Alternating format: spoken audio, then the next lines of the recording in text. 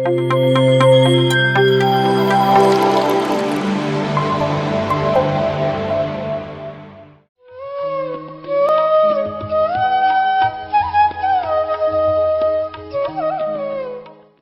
ಮಾಸ್ತರ್ಸ್, ಎಲ್ಲರಿಗೂ ನಮಸ್ಕಾರ.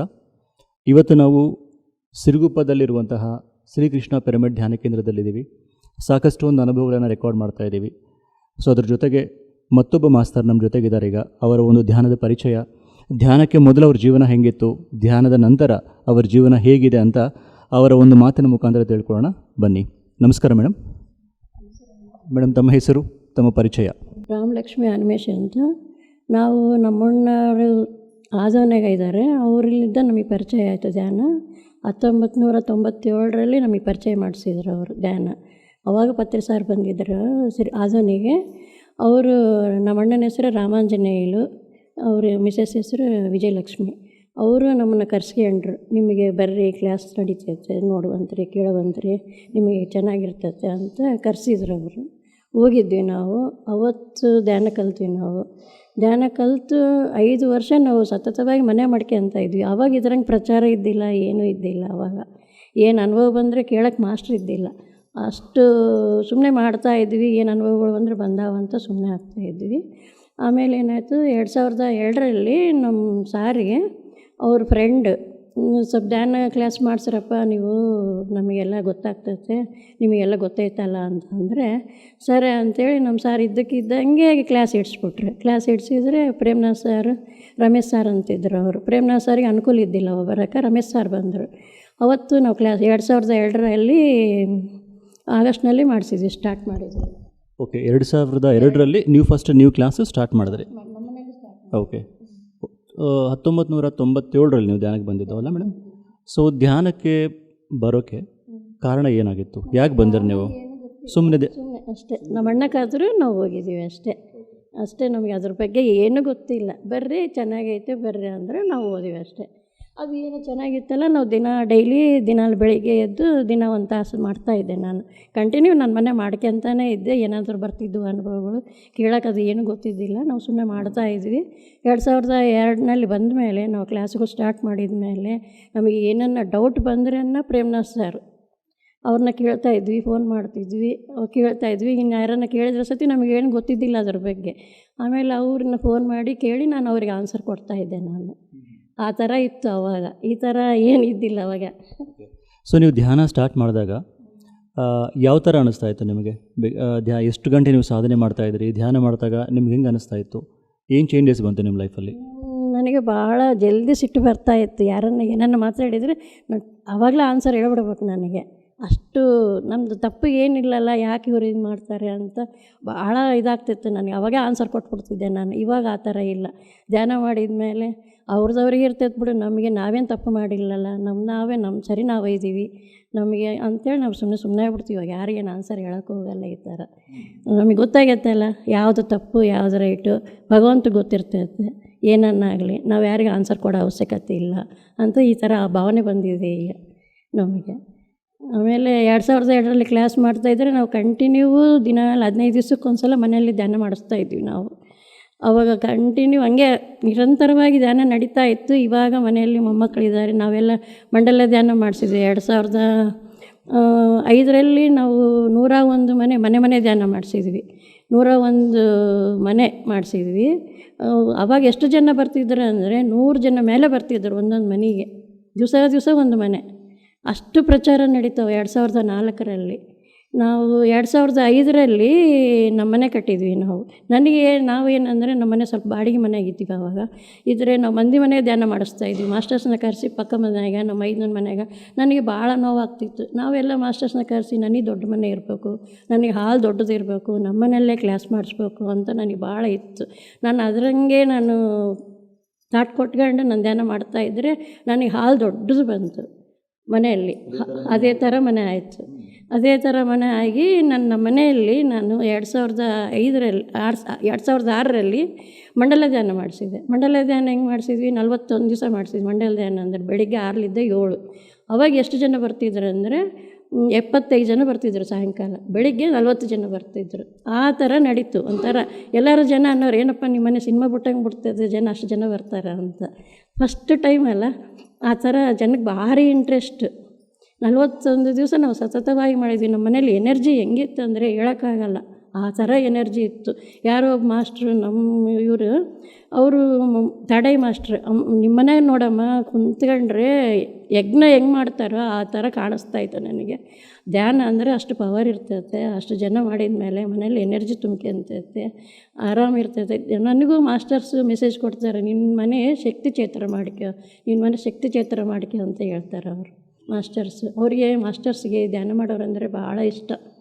ಅವರಿಗೆ ಅಷ್ಟು ಸಂತೋಷ ಆಗ್ತಿರುತ್ತೆ ನಾವು ಧ್ಯಾನ. ಮತ್ತು ಆಮೇಲೆ 2009ರಲ್ಲಿ ಮಂಡಲ ಧ್ಯಾನ ಮಾಡಿಸಿದ್ವಿ. ಆವಾಗಲೂ ಭಾರಿ ಜನ ಬಂದರು. ಅವ 40 ಜನ 50 ಜನ ಎಲ್ಲ ಮಾಸ್ಟರ್ಸ್ನ ಕರೆಸಿ ಕ್ಲಾಸಸ್ ಎಲ್ಲ ಹೇಳಿಸ್ತಾ ಇದ್ವಿ ಅವಾಗೆ. ಆಮೇಲೆ 2015ರಲ್ಲಿ ಮಾಡಿಸಿದ್ವಿ, ಧ್ಯಾನ ಮಾಡಿಸಿದ್ವಿ. ಅವಾಗ 21 ದಿವಸ ಮಾಡಿಸಿದ್ವಿ. ನಾವು ಏನೇ ಮಾಡಿಸಿದ್ರೆ ಮಂಡಲ ಧ್ಯಾನ ಆ ಥರನೇ ಮಾಡಿಸ್ತಾ ಇದ್ವಿ ನಾವು. ಆಮೇಲೆ ಮಾಸ್ಟರ್ಸ್ ಬಂದರೆ ನಮ್ಮಲ್ಲೆಲ್ಲ ಕ್ಲಾಸ್ ಮಾಡಿಸ್ತಾ ಇದ್ವಿ ನಾವು. ಆಮೇಲೆ ರಾಘವೇಂದ್ರ ತಟವರ್ತಿ ವೀರರಾಘವ ಸರ್ದು 3 ದಿವಸ ಧ್ಯಾನ ಕ್ಲಾಸ್ ಮಾಡಿಸಿದ್ವಿ ಇಲ್ಲಿ. ನಮ್ಮನೇಲಿ ಎಲ್ಲ ಮಾಸ್ಟರ್ಸ್ ಬಂದು, ಎಲ್ಲರೂ ಬಂದು ಧ್ಯಾನ ಕ್ಲಾಸ್ ಮಾಡಿ ಹೋಗಿದ್ದಾರೆ. ಪ್ರೇಮ್ನಾಥ್ ಸರ್ ಅಂತೂ ಯಾವಾಗಲೂ ಬರ್ತಾನೆ ಇರ್ತಾರೆ ನಮ್ಮ ಮನೆಗೆ. ಅವರು ನಾವು ಸಣ್ಣವರಿದ್ದಲ್ಲಿದ್ದ ಪರಿಚಯ ಇದ್ದಾರೆ. ಅವರು ನಮಗೆ ಭಾಳ ಕ್ಲೋಸ್. ಅವರು ನಾವು ನಮ್ಮ ಅಣ್ಣ ಅವರು ಪ್ರೇಮ್ನಾಥ್ ಸರ್ ಫ್ರೆಂಡ್ಸು. ಆಮೇಲೆ ಅವ್ರ ತಂಗಿ ನಾನು ಫ್ರೆಂಡ್ಸ್, ಮನೆಯಲ್ಲೆಲ್ಲ ಫ್ಯಾಮ್ಲಿ ಫ್ರೆಂಡ್ಸ್ ನಾವೆಲ್ಲರೂ. ಆ ಥರ ಆಗಿ ನಮಗೆ ಕ್ಲೋಸ್. ಪ್ರತಿಯೊಂದು ನನಗೆ ಎಲ್ಲ ಹೇಳೋರು ಅವರೇ, ನನ್ನ ಗೈಡೆನ್ಸ್ ಕೊಟ್ಟವರು ಅವರೇ. ಪತ್ರಿ ಸಾರು ನಮ್ಮ ಮನೆಗೆ ಒಂದು 5-6 ಸಲ 7 ಸಲ ಬಂದಿದ್ದಾರೆ. ಆಮೇಲೆ ನಾನು ಎಲ್ಲರ ಮನೆಗೆ ಅಡುಗೆ ಮಾಡ್ಯಾರ ಸಾರು ಪತ್ರಿ ಸಾರು, ನಮ್ಮ ಮನೆಗೆ ಅಡುಗೆ ಮಾಡಿಲ್ಲ ಅಂದ್ಕೊಂಡ್ರೆ ಪತ್ರಿ ಸಾರು ಬಂದು ನಮ್ಮ ಮನೆಗೆ ಅಡುಗೆ ಮಾಡಿದರು. ಆಮೇಲೆ ಅಡುಗೆ ಮಾಡಿದ ಮೇಲೆ ಗೊತ್ತಾಯ್ತು ನನಗೆ, ಪತ್ರಿ ಸಾರಿಗೆ ನಾನು ಎಷ್ಟು ಹಿಂಸೆ ಕೊಟ್ಟಿನಲ್ಲ, ನಮ್ಮ ಕೋರಿಕೆಗಳೆಲ್ಲ ಅವ್ರು ತೀರಿಸ್ಬೇಕಲ್ಲ. ಎಷ್ಟೇ ಸಾಕಾಗಿದ್ರೆ ಸತಿ ಅವ್ರು ಬಂದು ನಮ್ಮ ಕೋರಿಕೆ ಸಲುವಾಗಿ ಅವ್ರು ಕಷ್ಟಪಡ್ಬೇಕಲ್ಲ. ಆಮೇಲೆ ನನಗೆ ಭಾಳ ನೋವಾಗ್ಬಿಡ್ತು. ನಾನು ಎದಕ್ಕನ್ನ ಅಂದ್ಕೊಂಡಿದ್ದೀನಿ ನಾನು. ಅಂದರೆ ಏನು ಮೇಡಮ್, ಏನು ಹಿಂಸೆ ಕೊಟ್ಟಿದ್ರಿ? ಹಿಂಸೆ ಕೊಟ್ಟಿದ್ರೆ ಅಂದರೆ ಅವ್ರಿಗೆ ಸಾಕಾಗಿತ್ತು ಅವತ್ತು, ಅವರಿಗೆ ಭಾಳ ಸುಸ್ತಾಗಿತ್ತು. ಮತ್ತು ಅವರು ಶಿಷ್ಯರು ಕೇಳ್ಯಾರಂದರೆ ಮಾಡಲೇಬೇಕಲ್ಲ. ಆ ಥರ ನೋವು ಕೊಟ್ಟಿನಲ್ಲ ಅಂತ ನನಗೆ ಭಾಳ ಬೇಜಾರಾಯಿತು ಅವತ್ತು. ಪತ್ರಿ ಸರ್ ಹತ್ರ ಮಾತಾಡಿದ್ದೀರಾ? ಪತ್ರಿ ಸರ್ ನಮ್ಮ ಮನೆಗೆ ಬರ್ತಿದ್ದಾರಲ್ಲ. ಅದಲ್ಲ ಮೇಡಮ್, ಪತ್ರಿ ಸರ್ ಹತ್ರ ನೀವು ಮಾತಾಡಿದ್ದೀರಾ? ಮಾತಾಡಿದ್ದೀವಿ ಅಷ್ಟೇ, ಭಾಳ ಇಲ್ಲ, ನಾವು ಸ್ವಲ್ಪ ಮಾತಾಡಿದ್ದೀವಿ ಅಷ್ಟೇ. ಸಾರ್ ಕೇಳ್ತಿದ್ರು, ಆರಾಮಿದ್ದೀರಾ, ಹೆಂಗೆ ಇದ್ದೀರಿ. ಆಮೇಲೆ ಹೋಗುವಾಗ ಏನಂತಿದ್ರು, ನಿಮ್ಮ ಮನೆಗೆ ಇದ್ದ ಮಾತ್ರ ನಿನಗೆ ನನಗೆ ಅಟ್ಯಾಚ್ಮೆಂಟ್, ನಾನು ಇಲ್ಲಿ ದಾಟಿನಂದ್ರೆ ನಿನಗೆ ನನಗೆ ಅಟ್ಯಾಚ್ಮೆಂಟ್ ಇಲ್ಲ ಅಂತ ಹೇಳ್ತಿದ್ದಾರೆ ಅವರು. ಆ ಥರ ಸಾರನ್ನ ನೋಡಿದ್ರೆ ನನಗೆ ನನ್ನ ತಂದೆ ಭಾವನೆನೇ ಇರ್ತಿತ್ತು ನನಗೆ. ಆಮೇಲೆ ಒಂದು ಸರಿ ಧ್ಯಾನಕ್ಕೆ ಕುಂತಾಗ ಪತ್ರಿ ಸಾರು ವೆಂಕಟರಮಣ ಆಗಿ ಕಂಡ್ರು, ಒಂದು ಸರಿ ಬಾಬಾ ಆಗಿ ಕಂಡ್ರು. ಆಮೇಲೆ ಗುಂಟಕಲ್ಲಿಗೆ ಹೋಗಿದ್ವಿ ನಾವು. ಫಸ್ಟ್ ಗುಂಟಕಲ್ಲಿಗೆ ಶಿವರಾತ್ರಿ ಧ್ಯಾನ ಮಾಡಿಸ್ತಿದ್ರೆ 2 ಸಲ ನಾವು ಇದು 3 ಟ್ರ್ಯಾಕ್ಸ್ಗಳು ತಗೊಂಡು ಹೋಗ್ತಿದ್ವಿ. 2 ಟ್ರ್ಯಾಕ್ಸು 3 ಟ್ರ್ಯಾಕ್ಸ್ ತಗೊಂಡು ಹೋಗ್ತಾಯಿದ್ವಿ. ಆ ಥರ ಮಾಡಿದ್ವಿ. ಆವಾಗ ಗುಂಟಕಲ್ಲಾಗ ಕುಂತಾಗ ಬಾಬಾ ಕಂಡಂಗೆ ಕಂಡ್ರು ನನಗೆ. ಭಾಳ ಮೆಸೇಜ್ ಬಂದಿದ್ದಾವೆ ನನಗೆ. ಆಮೇಲೆ ಅಡುಗೆ ಮಾಡಿದೆ ನನಗೆ ಭಾಳ ನೋವಾಯಿತು. ಅವ್ರು ನಮ್ಮ ಸಲುವಾಗಿ ಎಷ್ಟು ಕಷ್ಟಪಡಬೇಕಲ್ಲ ಅಂತ ಭಾಳ ನೋವಾಯಿತು. ಆಮೇಲೆ ಬೆಂಗಳೂರಿಗೆ ಬಸ್ ಮಾಡ್ಕೊಂಡು ಹೋಗಿದ್ವಿ, ಶ್ರೀಶೈಲಕ್ಕೆ 3 ಬಸ್ ಮಾಡ್ಕೊಂಡು ಹೋಗಿದ್ವಿ ಧ್ಯಾನ ಯಜ್ಞಗಳಿಗೆ. ಆಮೇಲೆ ಇವಾಗಂತೂ ನಮ್ಮ ಪಾಡಿಗೆ ನಾವು ಹೋಗ್ತಾಯಿದ್ವಿ, ಕರ್ಕೊಂಡು ಹೋಗ್ತೀವಿ ಯಾರನ್ನ ಒಂದಿಷ್ಟು. ನೀವು ಬುಕ್ಸ್ ಓದಿದ್ದೀರಾ? ಭಾಳ ಬುಕ್ಸ್ ಓದಿಲ್ಲ. ಓಕೆ. ಸೊ ನೀವು ಮಂಡಲ ಧ್ಯಾನಗಳು ಇಷ್ಟೊಂದೆಲ್ಲ ಮಾಡಿದ್ದೀರಲ್ಲ ಮೇಡಮ್, ನಿಮ್ಮ ಮನೆಯಲ್ಲಿ ಮಾಡಿದ್ದೀರಾ? ಸೊ ಧ್ಯಾನ ಪ್ರಚಾರ ಮಾಡೋದ್ರಿಂದ ನಿಮಗೇನು ಅನ್ನಿಸ್ತದೆ? ಅಂದರೆ ಇಷ್ಟೊಂದು ಮಂಡಲ ಧ್ಯಾನ ಮಾಡಿದ್ದೀರಾ, ಎಷ್ಟೋ ಜನ ನಿಮ್ಮ ಮನೆಗೆ ಬಂದು ಧ್ಯಾನ ಮಾಡ್ಕೊಂಡು ಹೋಗಿದ್ದಾರೆ. ಸೊ ಈ ಥರ ಪ್ರಚಾರ ಮಾಡ್ತಿರೋದ್ರಿಂದ ನಿಮ್ಗೇನು ಅನ್ನಿಸ್ತಾ ಇದೆ? ಭಾಳ ನನಗೆ ಯಾರನ್ನ ಒಬ್ರಿಗೆ ಧ್ಯಾನ ಹೇಳಿದ್ರೇ ಅಷ್ಟು ಸಂತೋಷ ಆಗ್ತೈತೆ. ಅಷ್ಟು ಮಂದಿ ಮನೆಗೆ ಬಂದು ಧ್ಯಾನ ಮಾಡಿದ್ರೆ ಇನ್ನೆಷ್ಟು ಸಂತೋಷ ಆಗಬೇಕು. ಅಷ್ಟು ಸಂತೋಷ ಆಗ್ತಾಯಿತ್ತು ನನಗೆ. ಧ್ಯಾನ ಮಂಡಲ ಮಾಡಬೇಕಂದ್ರೆ ನನಗೆ ಎಷ್ಟೇ ಏನೇ ಪ್ರೋಗ್ರಾಮ್ಸ್ ಬರಲಿ ನಾವು ಹೋಗ್ತಿದ್ದಿಲ್ಲ. ನಮ್ಮ ಮನೆ ನಮಗೆ ಧ್ಯಾನ ಮುಖ್ಯ ನಮಗೆ. ಆ ಥರ ನಾವು ಮಾಡಿದ್ದೀವಿ. ಹೋದ್ರೆ ಇಬ್ಬರು ಹೋಗೋ ಪ್ರಶ್ನೆ ಬಂದ್ರೇನು ಒಬ್ಬರು ಹೋಗ್ತಿದ್ವಿ, ಒಬ್ಬರು ಮನೆಗೆ ಇರ್ತಿದ್ವಿ. ಮಿಸ್ ಮಾಡ್ತಿದ್ದಿಲ್ಲ ನಾವು. ಮನೆಗಿದ್ದು ಕಂಪಲ್ಸರಿ ಎಲ್ಲ ಮುಗಿಸಿ ಹೋಗ್ತಿದ್ವಿ. ಆಮೇಲೆ ಒಂದು ಸಲ ಏನಾಯಿತು, ಫಸ್ಟ್ ನಮಗೆ ಸ್ವಲ್ಪ ಏಜ್ ಆಯಿತು, ಬೆಳಗ್ಗೆ ಮಾಡ್ಬೇಕಂದ್ರೆ ಒಂದು ಸಲ ಫಸ್ಟಿಗೆ ಎಲ್ಲ ಮಾಡಿದ್ವಿ. ಎಲ್ಲ ಕಸ ಅಂದು ಬಂಡೆ ತೊಳೆದು ಎಲ್ಲ ಕ್ಲೀನ್ ಮಾಡ್ಕೊಂಡು ಸ್ನಾನ ಮಾಡಿ ಪೂಜೆ ಮಾಡಿ ಧ್ಯಾನಕ್ಕೆ ಕುಂದಿರ್ತಿದ್ವಿ.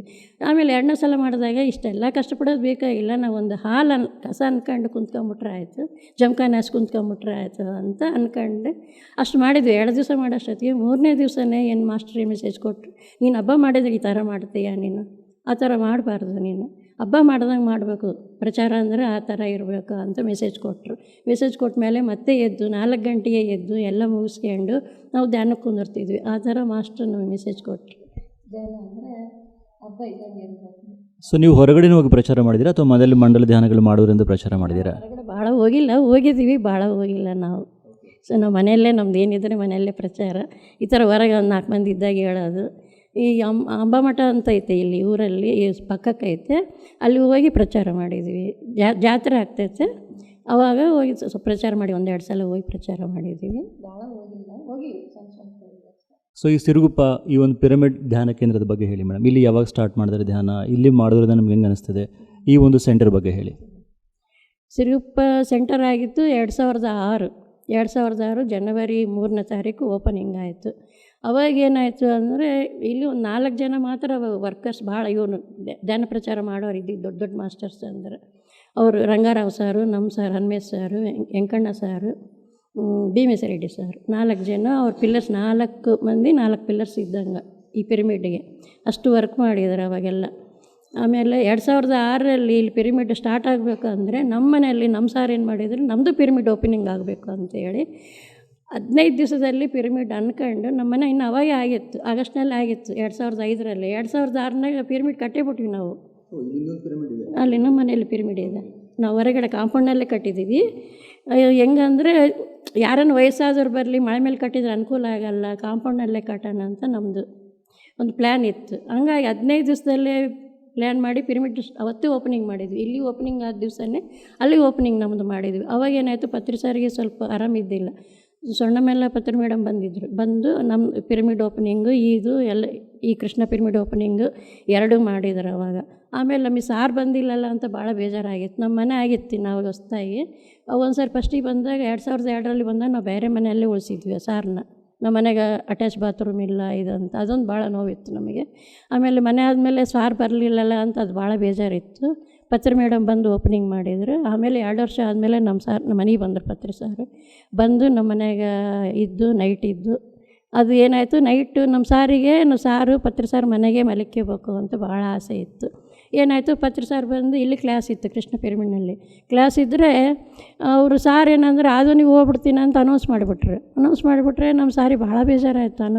ಮಲಿಸ್ಕೋಬೇಕು, ನಮ್ಮ ಮನೆಗೆ ಹೊಸ ಮನೆ ಆಗೈತೆ, ಮಲಿಸ್ಕೋಬೇಕು ಅನ್ನೋದು ಭಾಳ ಇಷ್ಟ ಇತ್ತಲ್ಲ. ಅನೌನ್ಸ್ ಮಾಡಿಬಿಟ್ರಲ್ಲ ಅಂದು ಮತ್ತೆ ಮನೆಗೆ ಕರ್ಕೊಂಡು ಹೋದರೆ ಸಾರು ನಮ್ಮ ಪಿರಮಿಡ್ನಾಗ ಕುಂತ್ಕೊಂಡು ಧ್ಯಾನ ಮಾಡಿದ್ರು. ನಮ್ಮ ಸಾರ್ ಏನು ಮಾಡ್ಯಾರ, ಸಾರ್ ಇಲ್ಲೇ ಇರಬೇಕು, ನಮ್ಮ ಮನೆಯಲ್ಲೇ ಇರಬೇಕು ಅಂತ ಅವ್ರಿಗೆ ಭಾಳ ಇಷ್ಟ ಇತ್ತಲ್ಲ. ಆ ತಾಟ್ ಕೊಟ್ಕೊಂಡು ಕುಂತ್ಕೊಂಡ್ರೆ ಸಾರ್ ಆದಮೇಲೆ ಸ್ವಲ್ಪ ಹೊತ್ತಾದ್ಮೇಲೆ, ಇಲ್ಲ ಇವತ್ತು ನೈಟ್ ಇಲ್ಲೇ ಆರ್ಟ್ ಮಾಡ್ತೀನಿ ನಾನು ಅಂತ ಅಂದರು. ನೈಟ್ ಆರ್ಟ್ ಮಾಡಿ ಆಮೇಲೆ ಅದು ಹೆಂಗಾಯ್ತು ಅಂದರೆ, ನಮ್ಮ 5ನೇ ಮಗಳು ಬಂದಿದ್ಲು, ಅವ್ರ ಫ್ರೆಂಡ್ಸನ್ನ ಕರ್ಕೊಂಬಂದಿದ್ಲು. ಪತ್ರಿ ಸಾರ್ ಬರ್ತಾರೆ ಅಂತೇಳಿ ಬಳ್ಳಾರಿಯಿಂದ ಬಂದಿದ್ದರೆ ಸಾರು ಅಂದರು. ಅವ್ರ ಫ್ರೆಂಡ್ಸ್ ಹೇಳಿದರು, ಸಾರಿ ಹುಡುಗರಂದ್ರೆ ಭಾಳ ಇಷ್ಟ ಅಲ್ಲ.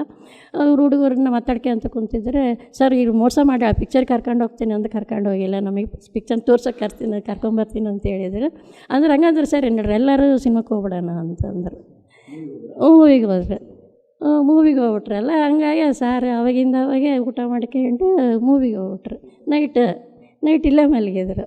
ಒಂದು ಥಾಟ್ ಇದ್ದರೆ ಏನಾದರೂ ಮಾಡ್ಬೋದು ಅಂತ, ಧ್ಯಾನದ ಪವರ್ ಇದ್ದರೆ ಏನಾದರೂ ನಡೀತೈತೆ ಅನ್ನೋಕ್ಕೆ ಇದೇ ಉದಾಹರಣೆ. ಆ್ಯಕ್ಚುಲಿ ಮೇಡಮ್, ಇವಾಗ ಇಷ್ಟು ವರ್ಷ ನೀವು ಧ್ಯಾನ ಮಾಡ್ತಾ ಇದ್ದೀರಲ್ಲ, ಏನೋ ಒಂದು ಕಾರಣ ಇದ್ದಿಲ್ಲ, ಯಾರೋ ಸ್ಟಾರ್ಟ್ ಮಾಡಿ ಅಂತ ಹೇಳಿದ್ರು, ನೀವು ಧ್ಯಾನ ಸ್ಟಾರ್ಟ್ ಮಾಡಿದ್ರಿ. ಆಮೇಲೆ ಮಂಡಲ ಧ್ಯಾನ ಪ್ರಚಾರ ನಡೀತಾನೆ ಇದೆ. ಇವಾಗ ನಿಮಗಿನ್ನ ಧ್ಯಾನ ಯಾಕೆ ಕಂಟಿನ್ಯೂ ಮಾಡಬೇಕು ಅನ್ನಿಸ್ತಾ ಇದೆ ಮೇಡಮ್? ಧ್ಯಾನ ಯಾಕೆ ಮಾಡಬೇಕು? ಆ್ಯಕ್ಚುಲಿ ಬೇರೆಯವರು ಈ ಪ್ರೋಗ್ರಾಮ್ ನೋಡ್ತಿರ್ತಾರೆ ಎಲ್ಲರೂ, ಯಾಕೆ ಧ್ಯಾನ ಮಾಡಬೇಕೆಲ್ಲರೂ? ಧ್ಯಾನಲಿದ್ದ ನಾವು ಎಷ್ಟು ಚೇಂಜ್ ಆಗಿವೆ ಅನ್ನೋದು ನಮಗೆ ಗೊತ್ತು. ಧ್ಯಾನ ಇಲ್ಲಾಂದರೆ ಇವಾಗ ಇರೋಕ್ಕಾಗೋದೇ ಇಲ್ಲ. ಕಂಪಲ್ಸರಿ ಧ್ಯಾನ ಮಾಡಲಿ. ಬೆಳಿಗ್ಗೆ ಆಗಿಲ್ಲ ಅಂದರೆ ಒಟ್ಟು ರಾತ್ರಿ ಮಲಗೋಷ್ಟೊತ್ತಿಗೆ ಕಂಪಲ್ಸರಿ ಧ್ಯಾನ ಮಾಡೇ ಮಲಗಬೇಕು, ಇಲ್ಲಾಂದ್ರೆ ನಿದ್ದೆ ಮಾಡಲ್ಲ ನಾವು. ಆ ಥರ ಮೈಂಡ್ ಆ ಥರ ಸೆಟ್ ಆಗ್ಬಿಟ್ಟೈತೆ, ನಮ್ಮ ಬಾಡಿನ ಆ ಥರ ಸೆಟ್ ಆಗ್ಬಿಟ್ಟೈತೆ. ಕಂಪಲ್ಸರಿ ಏನೇನು ಪ್ರೋಗ್ರಾಮ್ ಇದ್ದರೆ, ಏನೇನು ಆರಾಮಿಲ್ಲ ಅಂದರೆ ಮಾಡಿರೋದಿಲ್ಲ. ಅವತ್ತು ರಾತ್ರಿ ಮಲಗೋಷ್ಟೊತ್ತಿಗೆ, ರಾತ್ರಿ ಮಲಗುವಾಗಲೇ ಧ್ಯಾನ ಮಾಡೇ ಮಲಗಬೇಕು. ನಮ್ದು ಆ ಥರ. ಬಟ್ ಎಲ್ಲರೂ ಮೇಡಮ್ ಯಾಕೆ ಧ್ಯಾನ ಮಾಡಬೇಕು ಅಂತ ನೀವು ಬಯಸ್ತೀರಾ? ನಾವು ಸಂತೋಷವಾಗಿದ್ದೀವಿ, ಇಡೀ ಪ್ರಪಂಚ ಎಲ್ಲ ಸಂತೋಷವಾಗಿರ್ಬೇಕು ಅನ್ನೋದು. ಯಾರಾದರೂ ಬಂದು ನಾವು ಸಂತೋಷವಾಗಿದ್ದೀವಿ, ಧ್ಯಾನ ಮಾಡ್ತಾಯಿದ್ದೀವಿ ಅಂದರೆ ನಮ್ಮ ಅನುಭವ ಆಗೈತಲ್ಲ ನಮಗೆ. ಆ ಸಿಹಿ ಅನ್ನೋದು ಹೆಂಗಿರ್ತೈತೆ ಅನ್ನೋದು ಗೊತ್ತಲ್ಲ. ಅವರು ಎಲ್ಲರೂ ಅದೇ ಥರ ಇರಬೇಕು, ಸಂತೋಷವಾಗಿರ್ಬೇಕು, ನಮ್ಮಂಗೆ ಅವರು ಇರ್ಬೇಕಂತ ನಮಗೆ ಮನಸ್ಸಿಗೆ ಭಾಳ ಅನ್ನಿಸ್ತೈತೆ. ಇವಾಗ ಸುಮ್ಮನೆ ಕಣ್ಣು ಮುಚ್ಕೊಂಡು ಕೂತ್ಕೊಂಡ್ರೆ, ಈ ಸುಮ್ಮನೆ ಕಣ್ಣು ಮುಚ್ಕೊಂಡು ಕೂಡ್ತೀವಿ ನಾವು, ಇದರಿಂದ ನಮ್ಗೆ ಆನಂದ ಆಗಲಿ ಆರೋಗ್ಯ ಆಗಿ ಹೆಂಗೆ ಸಿಗುತ್ತೆ ಮೇಡಮ್? ಆಟೋಮೆಟಿಕ್ ನರಗಳೆಲ್ಲ ಕ್ಲೀನ್ ಆಗ್ತಾವಲ್ಲ ಧ್ಯಾನ ಮಾಡಿದಾಗ, ಆಟೋಮೆಟಿಕ್ಕಾಗಿ 22,000 ನಾಡಿಗಿದ್ದಾವೆ ಅಂತಾರೆ. ಆಟೋಮೆಟಿಕ್ ಕ್ಲೀನ್ ಆದಂಗೆಲ್ಲ ಅದಷ್ಟಿಗೆ ಅದೇ ಆರೋಗ್ಯ ಆರಾಮಾಗ್ತದೆ. ನನಗೆ ತಲೆನೋವು ಭಾಳ ಇತ್ತು ಮೊದಲು. ನಾನು ಏನು ಮಾಡಿದೆ, ನನಗೆ ಎಷ್ಟು 3 ತಾಸು ಧ್ಯಾನ ಮಾಡಿದರೆ ಕಡಿಮೆ ಆಗಲಿಲ್ಲ, 6 ತಾಸು ಧ್ಯಾನ ಮಾಡಿದರೆ ಕಡಿಮೆ ಆಗಲಿಲ್ಲ ನನಗೆ. ಒಂದು ಸಲ 9 ತಾಸು 10 ತಾಸು ಧ್ಯಾನ ಮಾಡಿದೆ. ಅವಾಗ ಏನಾಯಿತು, ಅವಾಗ ತಲೆನೋವು ಅನ್ನೋದೇ ಹೋಗ್ಬಿಡ್ತು ನನಗೆ ಆ ಥರ ಇತ್ತೇನೋ ನನಗೆ ಅವಾಗಲಿದ್ದು ತಲೆನೋವು ಬಂದಿಲ್ಲ ನನಗೆ. ಬರ್ತಾವೆ, ಕರ್ಮ ಸಿದ್ಧಾಂತ ಇದ್ದೇ ಇರ್ತೈತೆ, ಬರ್ತಾವೆ, ಕಡಿಮೆ ಆಗ್ತವೆ. ನಮಗೆ ನೋವು ಬಂದೈತೆ ಅಂದ್ರೂ ನೋವಿಲ್ಲ ನಮಗೆ, ಯಾಕೆ ನನ್ನ ಕರ್ಮ ಐತೆ, ನಾನು ಕಳ್ಕೊತ ಇದ್ದೀನಿ ಅಂತ ನನಗೆ ಅನಿಸ್ತೈತೆ. ನನಗೆ ಏನೇ ಬಂದು ನನಗೆ ಕ್ಯಾನ್ಸರ್ ಬಂದಿತ್ತು 3 ವರ್ಷದ ಕೆಳಗೆ. ಕ್ಯಾನ್ಸರ್ ಬಂದಿತ್ತು. ಆದರೆ ನನಗೆ ಹೆಂಗೆ ಅನುಕೂಲ ಆಯಿತು ಅಂದರೆ, ನಮ್ಮ ಮಗ ಸಣ್ಣ ಮನೆಯಲ್ಲಿದ್ದ, ಸಣ್ಣ ಸಿಂಗಲ್ ಬೆಡ್ರೂಮ್ನಲ್ಲಿದ್ದ. ನನಗೆ ಹೋಗಬೇಕು, ನಾನು ಟ್ರೀಟ್ಮೆಂಟ್ ನನಗೆ ಗೊತ್ತಿದ್ದಿಲ್ಲ ಅವಾಗ ಕ್ಯಾನ್ಸರ್ ಅಂತ. ನಾನು ತೋರಿಸ್ಕೋಬೇಕಂತ ಹೋಗ್ಬೇಕಂದಾಗ ಅವರು 1 ತಿಂಗಳು ಮುಂಚೆನೇ ಮನೆ ಚೇಂಜ್ ಮಾಡಿದರು, ಡಬಲ್ ಬೆಡ್ರೂಮ್ ಮನೆಗೆ ಹೋದರು. ಡಬಲ್ ಬೆಡ್ರೂಮಿಗೆ ಹೋಗಿ ಮಾಸ್ಟರ್ ಮುಂಚೆನೇ ನನಗೆ ಎಲ್ಲ ಅನುಕೂಲ ಮಾಡಿದ್ದಾರೆ ಧ್ಯಾನ ಮಾಡೋದಕ್ಕೆ. ಡಬಲ್ ಬೆಡ್ರೂಮಿಗೆ ಹೋದೋದಕ್ಕೆ ಏನಾಯಿತು, ಆಮೇಲೆ ಅಲ್ಲಿ ಹೋಗಿ ಚೆಕ್ ಮಾಡಿಸಿದ್ರೆ ಇಲ್ಲ ಕ್ಯಾನ್ಸರ್ ಐತಿ, ಟ್ರೀಟ್ಮೆಂಟ್ ತಗೋಬೇಕು ಅಂದರು. ಆಮೇಲೆ ಮತ್ತು ಇನ್ನೇನು ಕರ್ಮ ಸಿದ್ಧಾಂತ ನಾವು ಬಂದು ಒಂದು 5 ನಿಮಿಷ ನನಗೆ ಭಾಳ ದುಃಖ ಆಯಿತು. ಇಷ್ಟೆಲ್ಲ ಧ್ಯಾನ ಮಾಡ್ತೀವಿ, ಆಮೇಲೆ ಗೊತ್ತಾಯ್ತು ನನಗೆ ಕರ್ಮ ಸಿದ್ಧಾಂತ ಅದು ಅನುಭವಿಸ್ಲೇಬೇಕು. ಅನುಭವಿಸ್ತೀವಿ, ಕಳ್ಕೊತ ಇದ್ದೀವಲ್ಲ, ಅದು ಹ್ಯಾಪಿ ಆಗ್ಬಿಟ್ಟಿವಿ. ಆಮೇಲೆ ಏನೇ ಬರಲಿ ನಾವು ಅನುಭವಿಸ್ತೀವಿ ಅಂತ ಅಂದ್ಕೊಂಡು ಹ್ಯಾಪಿ ಆದ್ವಿ. ಆಮೇಲೆ ಟ್ರೀಟ್ಮೆಂಟ್ ತಗೊಂಡ್ವಿ, ಆಮೇಲೆ ಎಲ್ಲ ಅನುಕೂಲ ಆಯ್ತು. ಆಮೇಲೆ ನಮ್ಮ ಮಗ 1 ದಿವಸನೂ ರಜಾ ಹಾಕ್ಲಾರ್ದಂಗೆ ನನಗೆ ಟ್ರೀಟ್ಮೆಂಟ್ ಕೊಡಿಸಿದ್ದಾನೆ. ಎಲ್ಲ ಫೋನಲ್ಲೇ ಎಲ್ಲ ಆಫೀಸರ್ಸು ಎಲ್ಲರೂ ಅನುಕೂಲ ಮಾಡಿ ಅವರು ಫೋನ್ ಮಾಡಿದಾಗೆಲ್ಲ ಕೇಳ್ತಿದ್ರು, ನಿಮ್ಮ ಅಮ್ಮ ಹೆಂಗಿದ್ದಾಳೆ ಅಂತ ಕೇಳ್ತಿದ್ದೆ. ಅಷ್ಟು ಅನುಕೂಲ ಮಾಡಿಕೊಟ್ಟು ನಮಗೆ ಮಾಸ್ಟರ್ ಸಹಾಯ ಮಾಡಿದರು. 1 ದಿವಸ ರಜಾ ಹಾಕ್ಲಾರ್ದಂಗೆ ನನಗೆ ಆಪ್ರೇಷನ್ ಆದಾಗ ಸತಿ ಆಸ್ಪತ್ರೆ 3 ದಿವಸ ಇದ್ವಿ. 3 ದಿವಸದಾಗ ಅವನು ಲ್ಯಾಪ್ಟಾಪ್ನ ಮಾಡ್ಕೊಂತಿದ್ದೆ, ನಾನು ಸುಮ್ಮನೆ TV ನೋಡ್ಕೊಂತ ಮಲ್ಕೊಂಡಿದ್ದೆ ಬೆಡ್ಡಿನ ಮೇಲೆ. ನನಗೆ ಯಾರು ಬೇಕಾಗಿಲ್ಲ, ನನ್ನ ಮಗ ಒಬ್ಬತ್ತೇ ನನಗೆಲ್ಲ ಟ್ರೀಟ್ಮೆಂಟ್ ಮಾಡಿಸಿದ್ದಾನೆ. ಅಷ್ಟು ಅನುಕೂಲ ಆಗೈತೆ ನನಗೆ. ಆಪ್ರೇಷನ್ ಆದ್ರೆ ಸತಿ ನಮಗೆ ಫೈನಾನ್ಸ್ ಆಗಲಿ ಯಾವುದಕ್ಕಾಗಲೂ ತೊಂದರೆ ಆಗಿಲ್ಲ ನಮಗೆ. ಈ ಒಂದು ಟ್ರೀಟ್ಮೆಂಟ್ ಟೈಮಲ್ಲಿ ಅಥವಾ ಟ್ರೀಟ್ಮೆಂಟ್ ಅಂದರೆ ನಿಮ್ಮ ಸರ್ಜರಿ ಆಪ್ರೇಷನ್ ಆದಮೇಲೆ ಧ್ಯಾನ ಅನ್ನೋದು ಯಾವ ಥರ ನಮಗೆ ಸಹಾಯಕಾರಿ ಆಯಿತು? ಭಾಳ ಅನುಕೂಲ ಆಗೈತೆ. ಮಾಮೂಲು ಮನುಷ್ಯರಿಗೆ ನಮಗೆ ಭಾಳ ವ್ಯತ್ಯಾಸ ಐತಿ. ನನಗೆ ಆಮೇಲೆ ಅದು ಬಂದ್ರೇ ನಮಗೆ ಆರಾಮ್ ಧ್ಯಾನ ಮಾಡ್ತಾಯಿದ್ದೆ ನಾನು. ಅಲ್ಲಿ ಆಪ್ರೇಷನ್ ಆದ ಸತಿ ನಾಳೆ ಇನ್ನು ಮಾಡ್ತಾರಂದ್ರೇ ಧ್ಯಾನ ಕುಂದಿರ್ತಿದ್ದೆ. ಯಾರನ್ನ ಬಂದು ಕೇಳಿ ಎದಕ್ಕೆ ಕುಂತಿರಲ್ಲ ಅಂತ ಕೇಳಿ, ನಾವು ಧ್ಯಾನ ಮಾಡ್ತೀವ್ರಿ ಅಂತ ಕೇಳ್ತಿದ್ವಿ. ಎಲ್ಲರಿಗೂ ಹೇಳ್ತಿದ್ವಿ, ನಾನು ಆಸ್ಪತ್ರೆಗಾಗಲಿ ಹೋದಾಗ ಪ್ರಚಾರ ಮಾಡ್ತಿದ್ವಿ. ಆಸ್ಪತ್ರೆಗೆ ಹಿಂಗೆ ಮಾಡಿರಿ ಅನುಕೂಲ ಇರ್ತೈತೆ. ನಮ್ಮ ಸಾರು ನಮ್ಮ ಜೊತೆಗೆ ಇರ್ತಿದ್ರು, ಅವ್ರು ಪಾಂಪ್ಲೆಟ್ಸ್ ಒಯ್ತಿದ್ವಿ ಆಸ್ಪತ್ರೆಗೆ, ಎಲ್ಲರಿಗೆ ಪ್ರಚಾರ ಮಾಡ್ತಿದ್ವಿ, ಹಿಂಗೆ ಮಾಡಿರಿ ಅನುಕೂಲ ಇರ್ತೈತೆ, ಏನು ಭಯ ಆಗಲ್ಲ, ನಮಗೆ ಇದು ಬಂದೈತೆ ಅನುಭವಿಸ್ಬೇಕು, ನೀವೇನು ಕಷ್ಟ ಚಿಂತೆ ಮಾಡಬೇಡ್ರಿ, ಏನು ಮಾಡಬೇಡ್ರಿ, ಆರಾಮಿರ್ರಿ ನೀವು. ನಾನು ಎಲ್ಲವೋ ಕೆಲಸ ಮಾಡ್ತಾಯಿದ್ದೆ. ನಾನು ಅಷ್ಟು ಇದ್ರೇ ನಾನು ನಮ್ಮ ಮಗ ಸೊಸೆ ಇದ್ದರು ಬೆಂಗಳೂರಲ್ಲಿ, ಅವರಿಗೆಲ್ಲ ಹೆಲ್ಪ್ ಮಾಡ್ತಾಯಿದ್ದೆ. ಮಾಡಬೇಡಮ್ಮ ಅಂದ್ರೆ, ಇಲ್ಲಮ್ಮ ನನ್ನ ಕೈಲಾದಷ್ಟು ನಾನು ಮಾಡಬೇಕು, ನನಗೆ ಅಡ್ಡ ಬರಬೇಡ್ರಿ ನೀವು, ನಾನು ಕೈಲಾದಷ್ಟು ಮಾಡ್ತೀನಿ, ಆರಾಮಿಲ್ಲ ಅಂದ್ರೆ ಮಲಗ್ತೀನಿ. ನಾನು ಎಲ್ಲ ಸ್ವಲ್ಪ ರೆಸ್ಟ್ ತಗೊಂಡಿಲ್ಲ ಭಾಳ. ನನ್ನ ಬಾಡಿ ಆ ಥರ ಸಹಕಾರ ಕೊಡ್ತಾಯಿತ್ತು. ನೋಡಿದರೆ ಯಾರು ನಂಬ್ತಿದ್ದಿಲ್ಲ ನನ್ನ. ನೀನಂದ್ರೆ ನಮ್ಮ ಬೀಗರು ಬಂದು, ನಮ್ಮ ಸೊಸೆ ತಾಯಿ ಬಂದಿದ್ದರು, ಅವ್ರು ಬಂದು ಭಾಳ ಆಗೋದಾಗ್ಬಿಟ್ರು ಅವರು ನನ್ನ ನೋಡಿ. ಹೆಂಗಿದ್ರಲ್ಲ ನೀವು 10 ಗಂಟೆ ಮಲ್ಕೊಂಡಿರ್ತೀರ ಅಂದ್ಕೊಂಡಿದ್ವಿ, ನೀವು ನನ್ನನ್ನು ಭಾಳ ಆಗೋದಾಗ್ಬಿಟ್ಟೈತೆ. ಅವರು ಧ್ಯಾನ ಮಾಡ್ತಾರೆ, ಮರಮ್ನಳ್ಳಾರ ಅವ್ರು ಬೀಗರು, ನಮ್ಮ ಸೊಸೆ ತಾಯಿ ತಂದೆ. ಅವ್ರು ಫಸ್ಟಿಗೆ ನೋಡೋಕೆ ಬಂದಾಗ ನಮ್ಮ ಮನೆಯಾಗ ನಾವು ಒಂದೇ ದೇವ್ರನ್ನ ಇಟ್ಟಿದ್ದೀವಿ. ಅವರು ಭಾಳ ಪೂಜೆ ಮಾಡ್ತಾರೆ, ಮರಮ್ನಳ್ಳಿಯವರು, ಬಸವರಾಜ ಸೌಭಾಗ್ಯಲಕ್ಷ್ಮಿ ಅವರು ಬಂದು ಅವ್ರಿಗೆ ಭಾಳ ಅನುಮಾನ ಆಯಿತು. ಅವ್ರು ಜಗ್ಗಿ ಪೂಜೆ ಮಾಡೋದಕ್ಕೆ ಇವ್ರು ಒಂದೇ ದೇವ್ರು ಇಟ್ಟಾರ, ಪೂಜೆ ಮಾಡೋಂಗಿಲ್ಲ, ನಾವು ಹೆಂಗೆ ಕೊಡಬೇಕು ಮಗಳನ್ನ ಅಂತ ಅಂದ್ಕೊಂಡ್ರು. ಸರಿ ನಾವು ಧ್ಯಾನ ಮಾಡ್ತಾಯಿದ್ದೀವಿ, ನೀವು ಧ್ಯಾನ ಮಾಡ್ರಿ ಅಂತ ಬಂದವ್ರಿಗೆ ಹೋದವ್ರಿಗೆಲ್ಲ ನಾವು ಅದೇ ಧ್ಯಾನ ಹೇಳೋದು. ಆಮೇಲೆ ಅವರು ಓಕೆ ಅಂದರು. ಆಯಿತು, ಮದುವೆ ಆಯಿತು. ಮದುವೆ ಆದಮೇಲೆ ಅವರು ಧ್ಯಾನಕ್ಕೆ ಬಂದರು. ಅವರು ಫಸ್ಟೇ ಅವ್ರ ಮದುವೆ ಆದ ಹೊಸ್ತಾಗಿ ಶ್ರೀಶೈಲ ಧ್ಯಾನ ಯಜ್ಞ ಇತ್ತು, ಅವ್ರನ್ನ ಕರೆದ್ವಿ. ನಾವು ಕರ್ಕೊಂಡು ಹೋದ್ವಿ. ಕರ್ಕೊಂಡೋಗಿ ಅವರು ಅಲ್ಲಿ 7 ದಿವಸ ಇತ್ತು ಅವಾಗ. ಅವ್ರಿಗೆ ಭಾಳ ಚೆನ್ನಾಗಿ ಇಷ್ಟ ಆಯ್ತು. ಅವ್ರಿಗೆ ಧ್ಯಾನದ ಪ್ರೋಗ್ರಾಮ್ ನೋಡಿ, ಧ್ಯಾನ ಮಾಡೋದು ನೋಡಿ ಭಾಳ ಇಷ್ಟ ಆಯಿತು. ನನಗೆ ಮೊದಲು ಏನು ಕೋರಿಕೆ ಇತ್ತು ಅಂದರೆ, ನಾನು ಬೀಗರಾದವರು ಧ್ಯಾನ ಮಾಡೋರೇ ಬರ್ಬೇಕು ಅನ್ಕೊಂತ ನಂದು ಆ ಥರ ಸಂಕಲ್ಪ ಇಟ್ಕೊಂಡಿದ್ವಿ. ಅವರೇ ಬಂದರು, ಆ ಥರ ಕರ್ಕೊಂಡು ಹೋದ್ವಿ. ಅವರೇ ಬಂದರು. ಅವರು ಪಿರಮಿಡ್ ಕಟ್ಟಿದರು, ಅವರು ಕ್ಲಾಸ್ ಮಾಡ್ತಾರೆ. ಯಾರು ಮೇಡಮ್ ಪಿರಮಿಡ್ ಕಟ್ಟಿದ್ದು? ಬಸವರಾಜ್ ಸರ್. ಮರಮನಹಳ್ಳಿ ಬಸವರಾಜ್ ಸರ್ ನಿಮ್ಮ ಬೀಗರಾ? ಓಕೆ. ಅವರು ಗುರುವಾರ ಕ್ಲಾಸ್ ಮಾಡ್ತಾರೆ, ಹೊರಗಡೆ ಹೋಗಿ ಪ್ರಚಾರ ಮಾಡ್ತಾರೆ. ಆಮೇಲೆ ಸಣ್ಣ ಸೊಸೆನ ಗಂಗಾವತಿ ಮಾಡ್ಕೊಂಡ್ವಿ, ಆನೆಗುಂದಿ ಗಂಗಾವತಿ. ಅವ್ರ ತಾಯಿನೂ ಧ್ಯಾನ ಮಾಡ್ತಾರೆ. ನಾನು ಮೊದಲಿದ್ದು ಸಂಕಲ್ಪ ಕೊಟ್ಟಿನಲ್ಲ, ನನ್ನ ಬೀಗರಾಗೋರು ಧ್ಯಾನ ಮಾಡ್ಬೇಕು ಅಂತ. ಅವ್ರ ತಾಯಿನೂ ಧ್ಯಾನ, ನಾವು ಯಾವಾಗ ಹೋಗಿ ನೋಡೋಕೆ ಹೋಗಿದ್ವಿ, ಕನ್ಯಾ ನೋಡೋಕೆ ಹೋಗಿದ್ವಿ, ಅವತ್ತು ಅವ್ರಿಗೆ ಹೇಳಿ ಬಂದಿದ್ದೆ ನಾನು. ಅವತ್ತಲಿದ್ದ ಅವ್ರು ಇವತ್ತಿನವರೆಗೂ ಧ್ಯಾನ ಮಾಡ್ತಾರೆ. ಅವ್ರ ಅನುಭವ ಏನಂದರೆ, ಅವ್ರಿಗೆ ಮುಂಚೆನೇ ಯಾರಿಗೇನು ಹೆರಿಗೆ ಆಗೋದಿದ್ದರೆ ಈ ಕೂಸು ಆಗ್ತೈತೆ ಅನ್ನೋದು ಅವ್ರಿಗೆ ಗೊತ್ತಾಗ್ತೈತೆ. ಯಾರಿಗೇನು ಏನೇನು ಪ್ರಾಬ್ಲಮ್ ಆಗೋದು ಅವ್ರಿಗೆ ಧ್ಯಾನದಾಗ ಗೊತ್ತಾಗ್ತೈತೆ ಅವ್ರಿಗೆ. ಆಮೇಲೆ ಅವರಲ್ಲಿ ಧ್ಯಾನ ಮಾಡುವಾಗ ಒಂದು ಕಾಯಿನ್, ಹಳೇ ಕಾಯಿನ್ ಅವ್ರ ಸೀರೆಯಲ್ಲಿ ಬಿದ್ದಿತ್ತಂತ. ಅವ್ರಿಗೆ ದೊಡ್ಡ ಅನುಭವ ಅದು. ಆಮೇಲೆ ನಾವು ನಮ್ಮ ಮನೆಯಲ್ಲಿ ಆದೋನಿ ಮಾಸ್ಟರ್ಸನ್ನೆಲ್ಲ ಒಂದು 50 ಮಂದಿ ಟ್ರೆಕ್ಕಿಂಗ್ ಹಾಕಿದ್ವಿ, ಮುಕುಂದ ಟ್ರೆಕ್ಕಿಂಗ್ ಹಾಕಿ 50 ಜನ ನಮ್ಮ ಮನೆಯಲ್ಲಿದ್ದರು. ನಮ್ಮ ಮನೇಲಿದ್ದರೆ ಒಂದು 13 ಜನ ಒಂದು ದಿವಸ ಮುಂಚೆ ಬಂದರು, ಪ್ರೇಮನಾಥ್ ಸರ್ ಜೊತೆಗೆ ಎಲ್ಲರೂ ಬಂದರು. ಆಮೇಲೆ ಮರುದಿವಸ ಎಲ್ಲರೂ 50 ಜನ ಬಂದರು. ಎಲ್ಲ ಟ್ರ್ಯಾಕ್ಟ್ರನ್ನ ಕರ್ಕೊಂಡೋಗಿ ಅವ್ರು ಮುಕುಂದ ಕ್ಯಾಂಪ ಮೇಲೆ ಈಶ್ವರ ಇದ್ದಾನೆ ಅಲ್ಲಿ ಎಲ್ಲ ಎಲ್ಲ ಗುಡ್ಡ ಇತ್ತು, ನೀರಿನಾಗ ಹೋಗ್ಬೇಕು, ಗುಡ್ಡದಾಗ ಹೋಗ್ಬೇಕು, ಎಲ್ಲ ಕರ್ಕೊಂಡೋಗಿ ಎಲ್ಲ ಬಂದ್ವಿ. ನಮ್ಮ ಸಾರ್ ಏನಂದ್ರೆ, ಎಲ್ಲರೂ 50 ಜನ ಇದ್ದಾರೆ, ನಮ್ಮ ಮನೆಯಲ್ಲಿ ಇವತ್ತಿದ್ದು ಧ್ಯಾನ ಮಾಡಿ ಎಲ್ಲರೂ ಬೆಳಿಗ್ಗೆ ಹೋಗ್ಬೇಕಂತ ಸಂಕಲ್ಪ ಮಾಡ್ಕೊಂಡ್ರು ಅವರು. ಎಲ್ಲರೂ ಧ್ಯಾನ ಮಾಡ್ಬೇಕು ನಮ್ಮ ಮನೆಯಲ್ಲ ಅಂತ. ಏನಾಯಿತು, 50 ಜನದಾಗೆ ಎಲ್ಲರೂ ಒಂದು 20 ಜನ ಹೋಗಿ ಎಲ್ಲರೂ ವಾಪಸ್ ಬಂದುಬಿಟ್ರು. ಯಾಕಂದ್ರೆ ನಮ್ಮ ಸಾರ್ ಸಂಕಲ್ಪ ಐತೆ ನಮ್ಮ ಮನೆ ಧ್ಯಾನ ಮಾಡ್ಬೇಕಂದ್ರೆ. ಒಬ್ರಿಗೂ ಒಂದು ಬಸ್ಸು ಸಿಗಲಿಲ್ಲ, ಒಂದು ಲಾರಿ ಸಿಗಲಿಲ್ಲ, ಏನು ಸಿಗಲಿಲ್ಲ, ಎಲ್ಲರೂ ವಾಪಸ್ ಬಂದರು. ರಾತ್ರಿ ಧ್ಯಾನ ಮಾಡಿ ಮಲಕ್ಕೊಂಡ್ರು. ಆ ಥರ ನಾವು ವಿಶ್ವಕ್ಕಾಗಿ ಒಂದು ಒಳ್ಳೆಯದು ಬಯಸಿದರೆ ಪ್ರತಿಯೊಂದು ಒಳ್ಳೆಯದಾಗ್ತೈತೆ, ನಮ್ಮ ಕೋರಿಕೆ ನೆರವೇರ್ತದೆ. ನಮ್ಮ ಸಲುವಾಗಿ ನಾವು ಕೋರಿಕೆಗಳು ಇಟ್ಕೊಂಡ್ರೆ ಅದು ಬೇಗ ಆಗಲ್ಲ. ವಿಶ್ವಕ್ಕಾಗಿ ಇಟ್ಕೊಂಡ್ರೆ ಬೇಗ ನಾವು ಏನನ್ನ ಕ್ಲಾಸ್ ಮಾಡಿಸ್ಬೇಕಂದ್ರೆ, ಇನ್ನೊಬ್ರಿಗೆ ಒಳ್ಳೇದಾಗಬೇಕಂತ ಮಾಡಿದರೆ ಚೆನ್ನಾಗಾಗ್ತೈತೆ. ವಿಶ್ವ ಸಲುವಾಗಿ ನಾವು ಯಾವಾಗಲೂ ಕೋರಿದರೆ ಭಾಳ ಬೇಗ ಆಗುತ್ತೆ. Okay madam. ಸೊ ಈ ಒಂದು ಇಷ್ಟೆಲ್ಲ ಅನುಭವಗಳನ್ನು ನೀವು ಪಡ್ಕೊಂಡಿದ್ದೀರಲ್ಲ, ಸೊ ಕೊನೆಯದಾಗಿ ಈ ಒಂದು ಕಾರ್ಯಕ್ರಮ ನೋಡುವಂಥ ವೀಕ್ಷಕರಾಗಿರ್ಬೋದು, ಎಲ್ಲರೂ ಕಂಪ್ಲೀಟ್ ಶ್ವಾಸ ಇರೋವರೆಗೆ ಧ್ಯಾನ ಮಾಡಬೇಕು. ಎಲ್ಲರೂ ಏಕಮತ್ಯವಾಗಿರಬೇಕು, ಎಲ್ಲರನ್ನ ಪ್ರೀತಿ ಮಾಡಬೇಕು.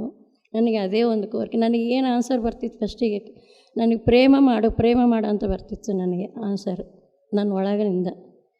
ಆ ಥರನೇ ನಾನು ಚೇಂಜ್ ಆಗ್ತಾಯಿದ್ದೀನಿ, ಪ್ರತಿಯೊಬ್ಬರನ್ನ ಪ್ರೀತಿ ಮಾಡ್ತಾಯಿದ್ದೀನಿ. ನನ್ನ ಒಳಗಡೆ ಭಾಳ ಬದಲಾವಣೆ ಬಂದಿದೆ ನನಗೆ.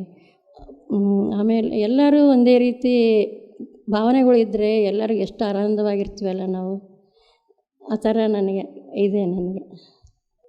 ಆಮೇಲೆ PMCಗೆ ಎಲ್ಲರೂ ಚಂದಾದಾರರಾಗಿರಿ, ಸಬ್ಸ್ಕ್ರೈಬ್ ಮಾಡಿರಿ, ಶೇರ್ ಮಾಡಿರಿ. Thank you. PMC Kannada channel ಅನ್ನು ಲೈಕ್ ಮಾಡಿ, ಶೇರ್ ಮಾಡಿ, ಸಬ್ಸ್ಕ್ರೈಬ್ ಮಾಡಿ ಮತ್ತು ಮಾಡಿಸಿ. ಎಲ್ಲರಿಗೂ ಧನ್ಯವಾದಗಳು.